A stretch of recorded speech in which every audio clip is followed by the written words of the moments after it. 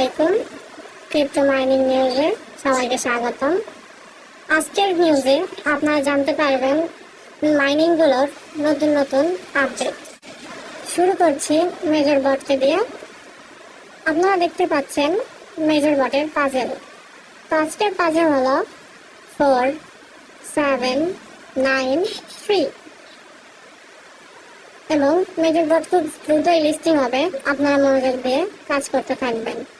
এবং পরবর্তী আপডেট হলো এক্সাম্পিয়ার নিয়ে। আপনারা জানেন এক্সাম্পিয়ারের মাইনিং আর একদিন বাকি আছে। তো এখানে তারা এয়ারড্রপ এলিজিবল হওয়ার জন্য ট্রানজ্যাকশন মাস্ট করেছে, 0.5 টনের ট্রানজ্যাকশন লাগছে। তাদের নিজস্ব কোনো টোকেন নেই এবং প্রি মার্কেটেও তাদের কোনো টোকেন নেই। তারা কি টোকেন দেবে এখনো আমরা জানি না।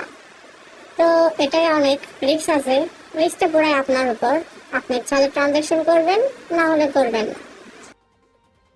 পরবর্তী আপডেট হলো ক্যাপস।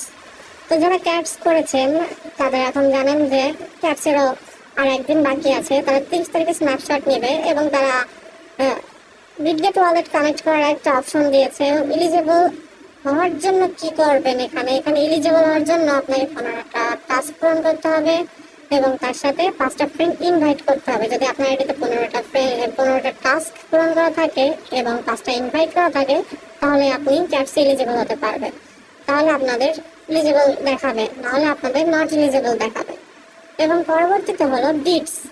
যারা বিটস করেছেন তারাও জানেন বিটসের মাইনিং আর কয়েক ঘন্টা আছে মাত্র।